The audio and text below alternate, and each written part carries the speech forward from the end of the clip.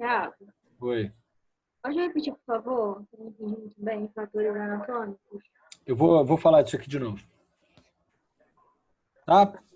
Um fator anatômico que vai influenciar é o paciente ter acrômio ganchoso. Eu falei de um estudo, tá? Mas o fato do paciente ter um acrômio ganchoso, então o paciente chegou lá com uma dor no ombro e tal, chegou com raio-x, aí lá no laudo lá do raio-x está acrômio ganchoso. Então, esse paciente ele tem uma propensão a ter uma lesão do manguito rotador. Então, a gente vai ter que ter alguns cuidados, de repente tentar aumentar esse ângulo, esse espaço subacromial, então medidas de mobilização articular, né? Orientação, se o paciente faz uso de peso, por exemplo, trabalha com a mão muito acima da linha da cabeça, né? Então, a gente vai adaptar nosso tratamento aí. Então, assim, uma coisa é certa, que os estudos têm mostrado, há uma influência anatômica, do fato do paciente ter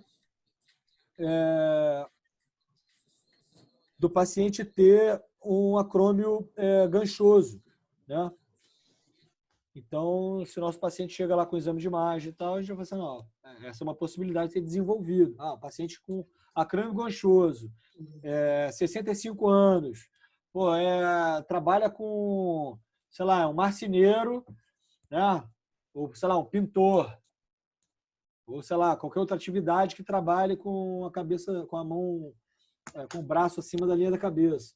Né? Então, há uma propensão, são vários fatores que vão se somando a uma propensão maior de desenvolver realmente uma lesão de manguito rotador.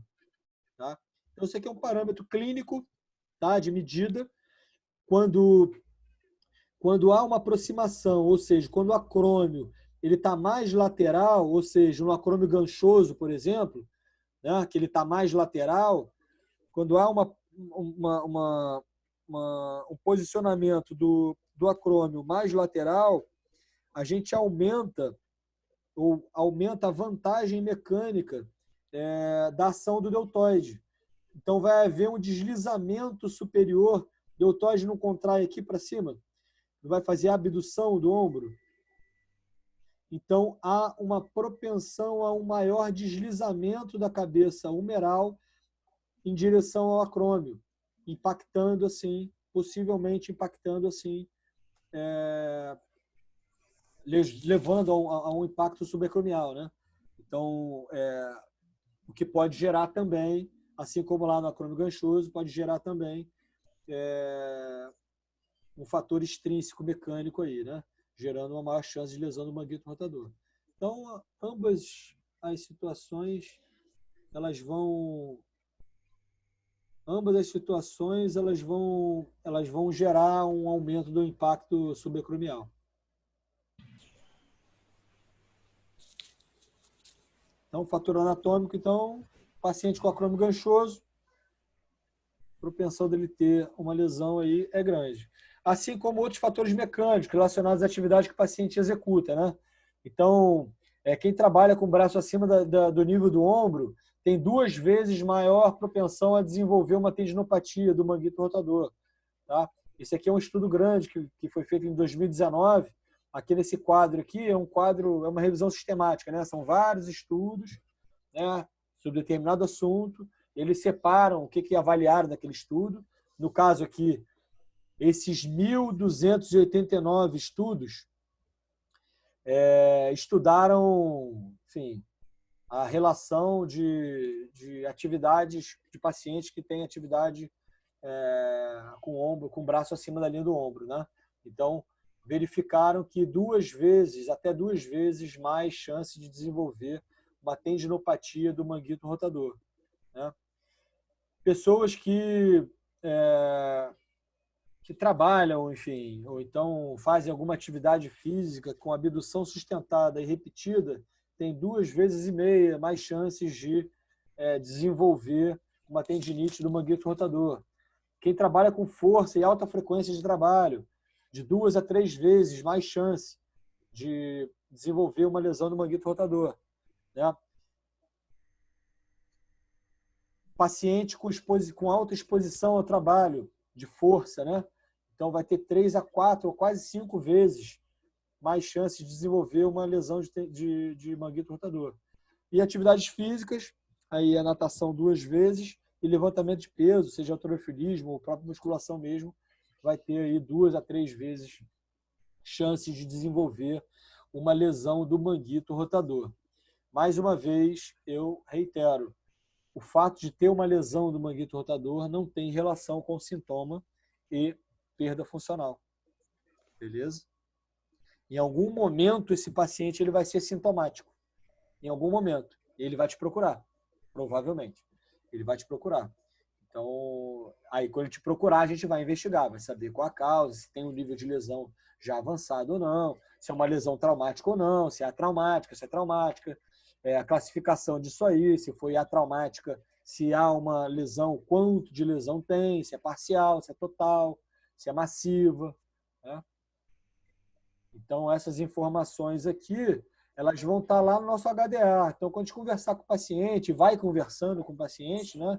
Que a avaliação ela é contínua, nosso contato, né? A evolução é diária. Então, o paciente, porra, é um pedreiro, ou o paciente sei lá, o cara faz musculação, faz crossfit 5 vezes, ou compete em crossfit. Cara, porra, peraí, vamos lá, vamos ver isso aí, vamos investigar. Vamos fazer uma ressonância. Existe uma relação aí do exame de imagem, no caso, do exame de imagem com uma possível extensibilidade dessa lesão, magnitude dessa lesão, né? Então, isso aqui, esses fatores mecânicos, têm uma relação de atividade profissional e diária também, né? De haver ou não uma maior propensão a desenvolver uma lesão. Então, fatores metabólicos também vão estar envolvidos aí, então, tanto a diabetes quanto a hipertensão arterial, tá? Então, mesmo o paciente tendo um controle glicêmico, o paciente hipertenso ele vai ter até 4 vezes mais chance de desenvolver tendinite do manguito rotador. Então, o nosso paciente lá mais idoso já, 60 anos, e ainda é hipertenso, né? A gente vai ter que pensar direitinho como é que vai ser o tratamento desse paciente, até porque ele é hipertenso. Então, regulagem de carga, né? Para não exceder demais na carga e poder levar a um aumento dessa pressão arterial. Professor, vamos lá, fala aí. Deixa eu te falar, quanto ao estresse mecânico, existe algum fator relacionado a graus de abdução ou flexão e pronossupinação do braço?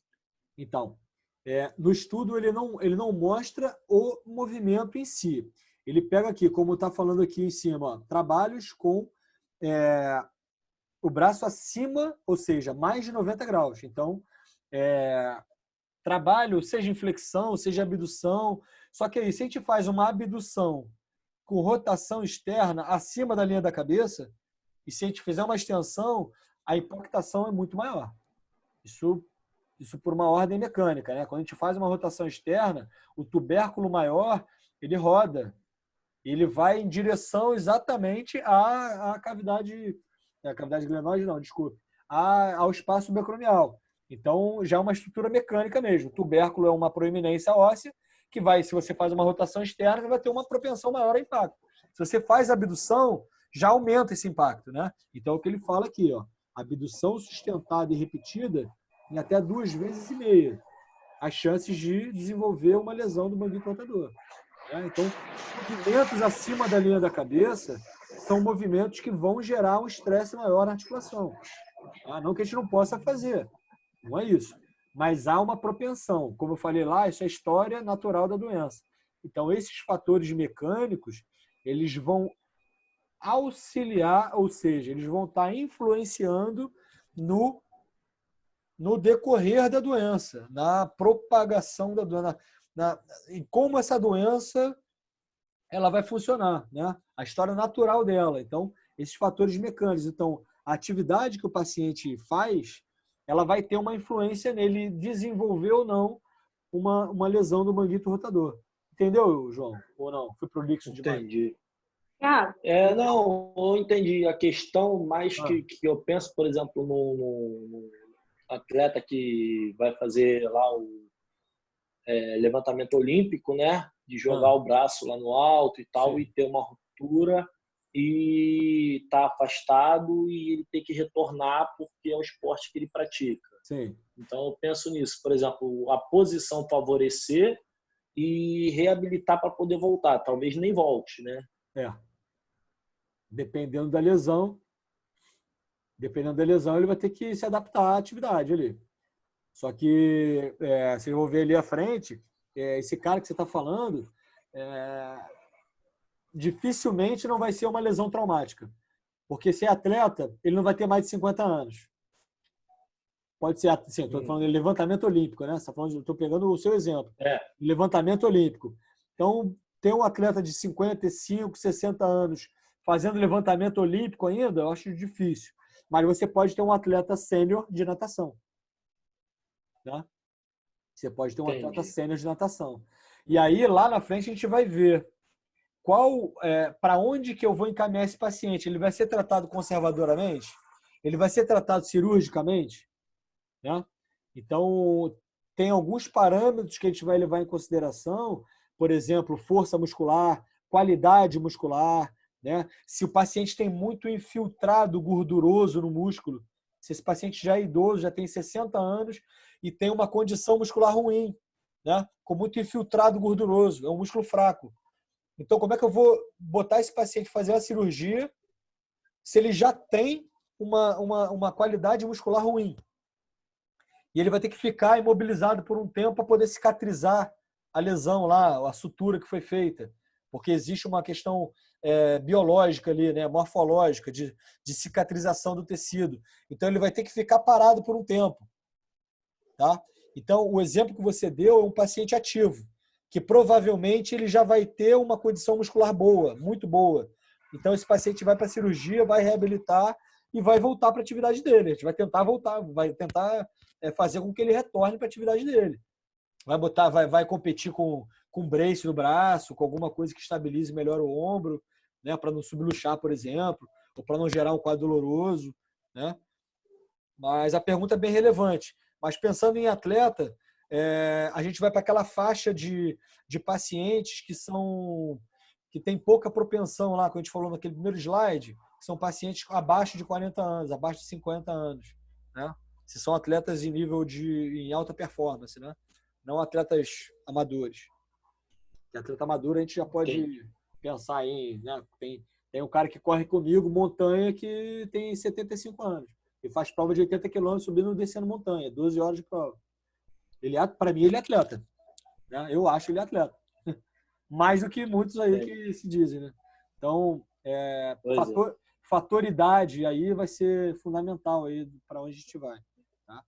Mas no caso do atleta ativo, é cirurgia mesmo. Não vai tratar conservador porque ele vai perder o rendimento, no caso. Na grande maioria, mas isso vai ter uma relação com a extensão da lesão, tá, João? Lesão pequena, a gente não vai fazer cirurgia. Se é uma lesão pequena, sintomática e está perdendo função, a gente vai tratar conservador. Tá? Entendi. Porque se a gente for tratar cirurgicamente, esse paciente vai ter que ficar obrigatoriamente... Existe indicação para cirurgia. Lesão pequena não faz cirurgia. Tá? Só lesões completas. Né? E aí vai depender do quanto, se é mais de 50%, por exemplo, de acometimento. Então, lesões completas com mais de 50%. Beleza? Entendi. Beleza. Tiago, Oi. em relação, acho que do outro slide que você passou, eu não consegui entender muito bem os fatores metabólicos. Da diabetes mellitus e da hipertensão. Isso. Então, essas duas condições metabólicas, elas têm uma influência na propensão a desenvolver uma tendinopatia do manguito rotador. Né? Então, mesmo com controle glicêmico, né? E a hipertensão, a mesma coisa. 4 vezes mais. E aí, quando eu falei lá da hipertensão, a gente vai ter que ter cuidado lá, quando a gente for tratar conservadoramente o nosso paciente, se ele não passou por cirurgia, a gente tem que pensar na carga ali, né? Para não elevar muito essa pressão arterial, enfim, tem uma questão metabólica associada. Né? E esse paciente, por exemplo, com diabetes, tem uma questão cicatricial também importante. Então, se esse paciente vai ser indicado para cirurgia ou não, se é uma lesão maciça, né? Se é uma lesão grande, Então, são fatores aí que vão influenciar na nossa conduta, né? Beleza? Então, a classificação, a gente vai classificar se ela for parcial ou se ela for completa. Então, uma lesão parcial, isso é por exame de imagem, né? Então, numa lesão parcial, a gente vai ter grau 1, grau 2 e grau 3. Grau 1 vai ser 25% de acometimento do tendão, tá? Grau 2, 50%. Grau 3, mais de 50% de comprometimento. Se a lesão ela é completa, ela vai ser menor que 1%, desculpa, menor que 1 centímetro, ela vai ser uma lesão pequena. Se for média, entre 1 e 3, se for grande, de 3 a 5, e se for maciça, mais de 5, que aí já é uma lesão bem extensa. E aí, quando essas lesões são completas, a gente vai ter uma perda possivelmente uma perda de função. Pode-se ter uma perda de função, depende da função que o paciente executa, obviamente, né? Então, é muito comum de se encontrar perda de força para a rotação externa, né? Quando a gente faz lá o GIRD, lá, uma proporção de força dos rotadores internos em relação aos rotadores externos, há uma perda de força dos rotadores externos em alguns pacientes, né? Isso está relacionado à gravidade da lesão, tá? Pode estar relacionado à gravidade da lesão. Então, classificação da parcial grau 1, grau 2, grau 3 e completa de pequena, média, grande ou maciça. Também a gente pode classificar se é uma lesão aguda, né? Se apareceu agora, há menos de 3 meses. Tá? Então, classificação de lesão aguda ou crônica, ela vai se tornar crônica a partir do 3º mês, tá? Isso por conceito. Ou crônicas agudizadas. Então, aquele paciente já está há bastante tempo, tratou, melhorou, mas agudizou o quadro, voltou, piorou o quadro. Isso é muito comum também, né? Como a gente viu lá anteriormente, esse paciente ele tende a piorar, ele tende a ser mais sintomático quando vai ficando mais velho, né? Então, são os pacientes crônicos agudizados. Assim como também pode ser traumática, né, por um trauma, uma lesão traumática, ou então atraumáticas, que são as lesões degenerativas, que é a grande maioria. Tá? Quadro clínico, algumas coisas que a gente pode encontrar, existe muita contradição assim no que se refere às evidências, né, de relação de dor, de sintoma, de perda de função.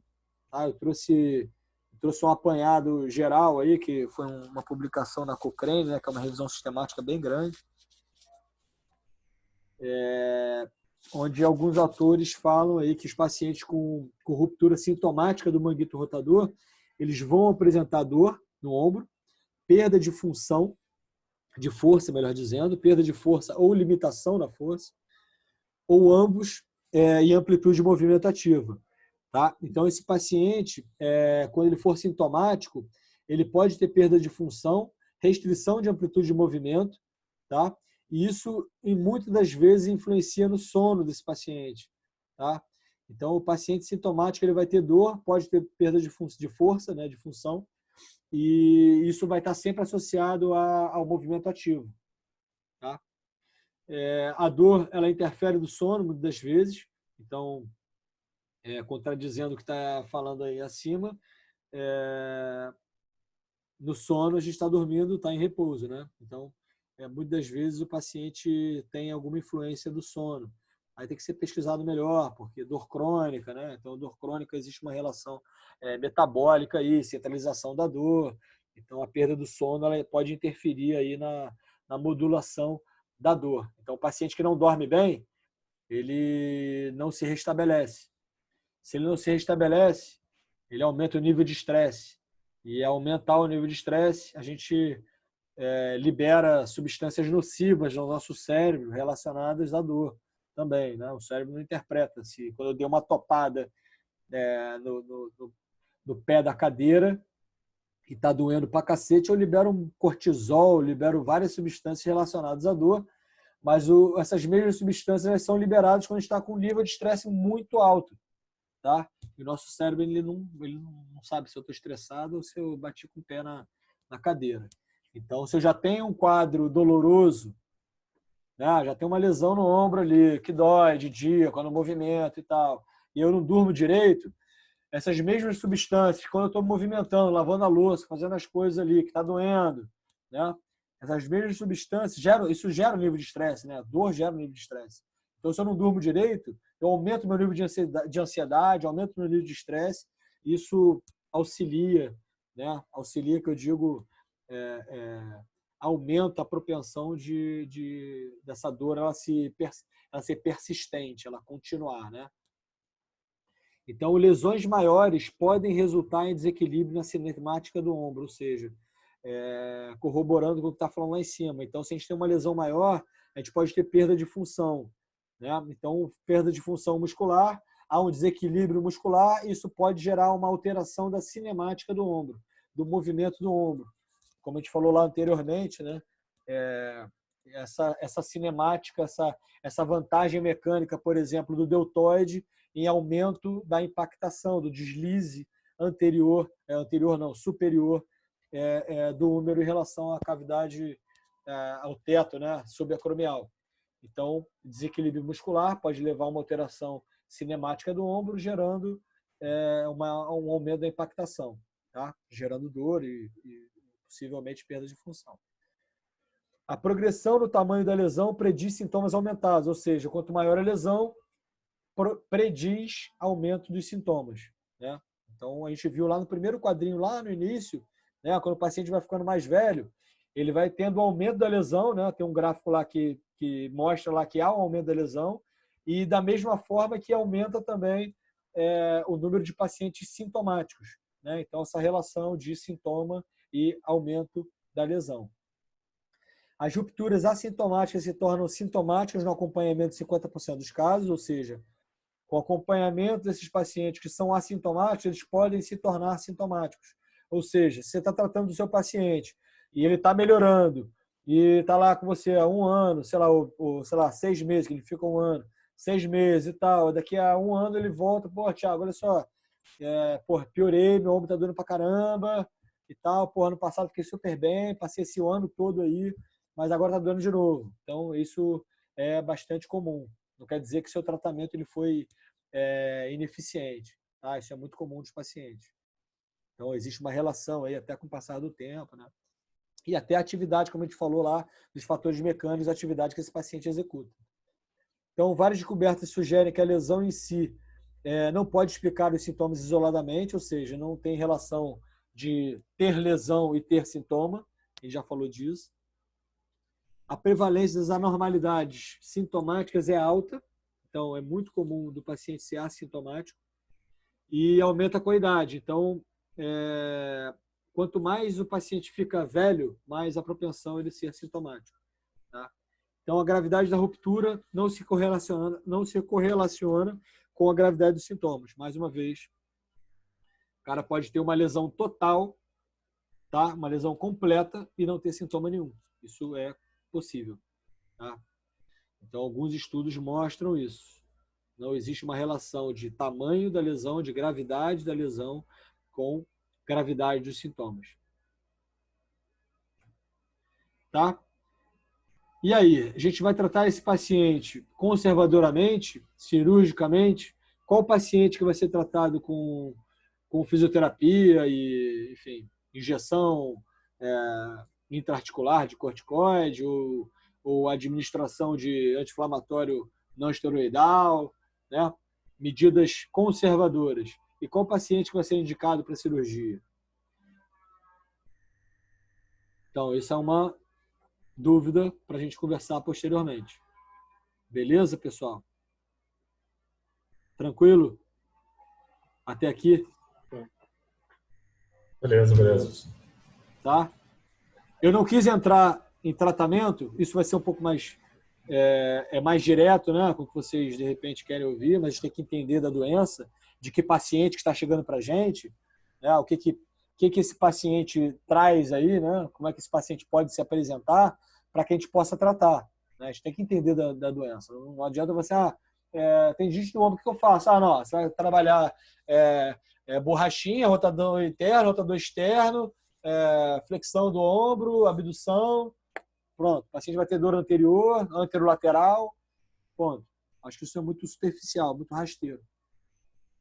Tá? E quando que eu posso mandar esse paciente para o médico fazer uma revisão ou eu entender que esse paciente ele não vai evoluir mais ou ele não está melhorando e pedir um exame de imagem e ver que aumentou dos 6 meses atrás essa lesão, que era uma lesão parcial, já uma lesão completa, né? Então, o paciente não melhora, teve perda de força. Então, será que não vale a pena fazer uma revisão com o médico? Será que vale a pena indicar para cirurgia? Né? Então, bastante coisa discutida ainda. A gente já viu até pacientes que são indicados para cirurgia, mas que por questões de logística não fazem a cirurgia prontamente, fazem a cirurgia eletiva, fazem o tratamento conservador e melhoram no pós-operatório. Fazem a cirurgia depois e tem uma melhora no pós-operatório em relação a pacientes que foram submetidos à cirurgia imediatamente. Né? Então, pacientes que foram submetidos à cirurgia tardiamente, ou seja, cirurgias tardias com indicação, mas cirurgias tardias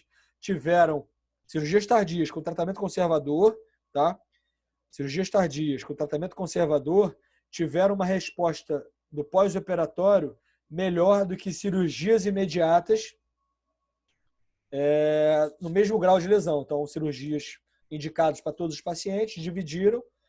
Um grupo foi feito tardiamente, outro grupo foi feito imediatamente. Os que fizeram tardiamente tiveram acompanhamento da fisioterapia, tiveram o melhor prognóstico, tiveram o melhor pós-operatório. Tá? Ou seja, mesmo que o paciente... Isso é positivo para a gente, né? Então, mesmo que o paciente tenha indicação cirúrgica, se ele passar para um pré-operatório, para um tratamento pré-operatório, esse paciente vai ter uma melhor resposta depois da cirurgia. Ou seja, isso é uma coisa legal para a gente, né? Então, há uma melhora desse paciente, né? Então, para o próprio cirurgião também, né? Então, a resposta clínica do paciente dele vai ser melhor, né? Beleza?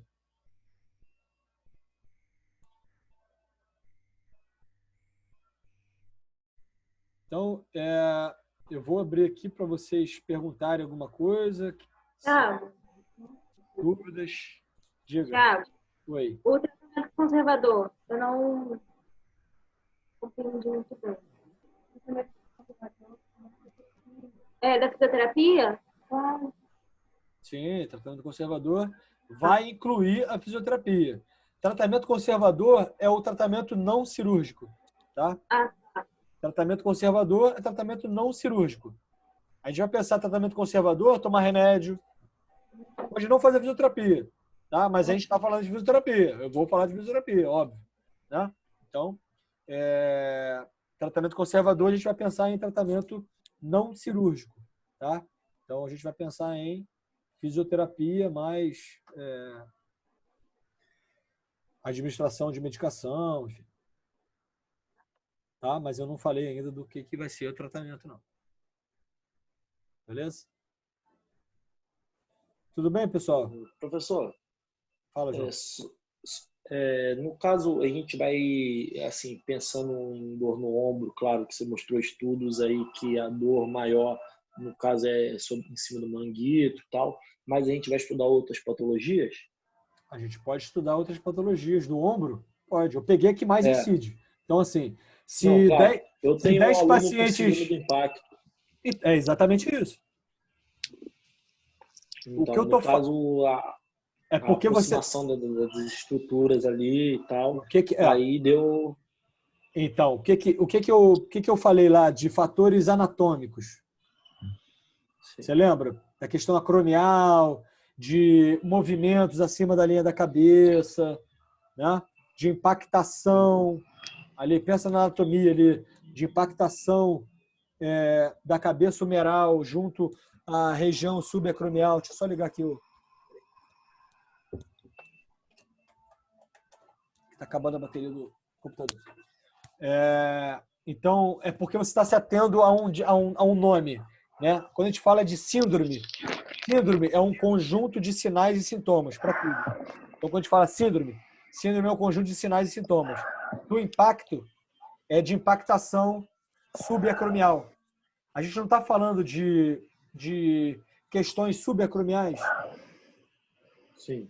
Então, o seu paciente que está lá com diagnóstico clínico de impacto subacromial, é disso que a gente está falando. Tá?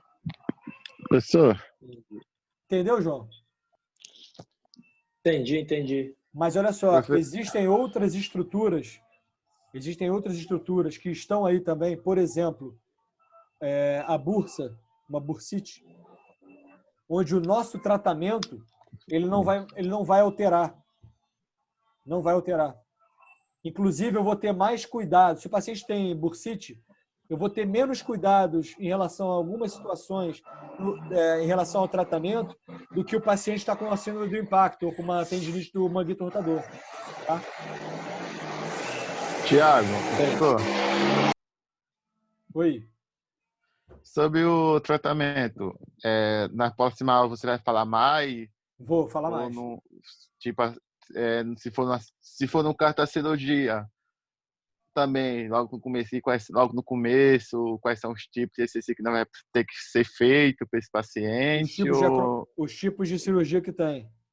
Tá bom, então. Pô, Suave, ok, é só isso. Vou falar os tipos de cirurgia, mas a gente também não vai se ater tanto a isso. Tá? Eu sei. Quer mais saber sobre o tratamento em diante. Isso. Mas show. Cada exercício que você vai fazer, faz esse exercício.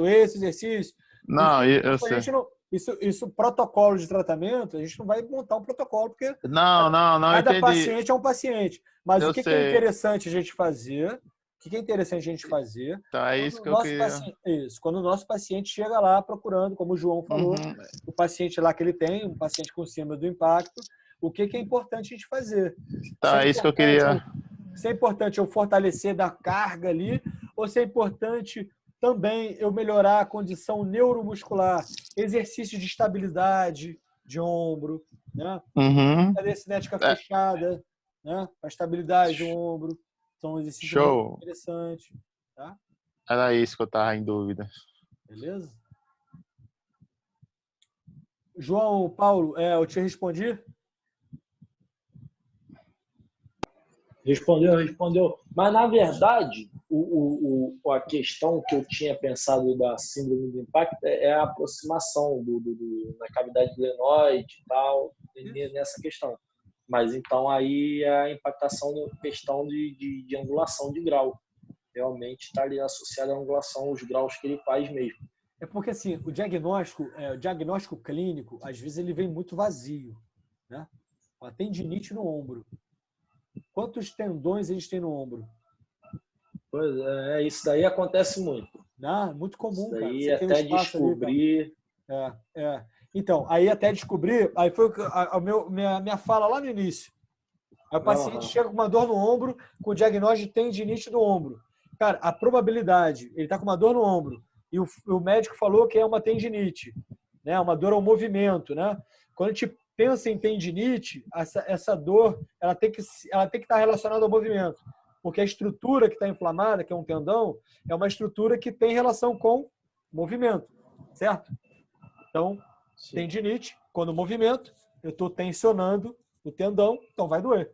Então, a probabilidade desse paciente ter uma lesão do manguito é grande. Por isso que eu estou falando de tendinite do manguito rotador. Né? Quando chega lá, tendinite do ombro, a probabilidade de ser uma tendinite do manguito é grande. Ser uma tendinopatia é grande. Pode ter ruptura, pode ser uma tendinose, né? Uma lesão crônica. Né? E tudo isso é uma síndrome do impacto. Tá? É porque deram um nome.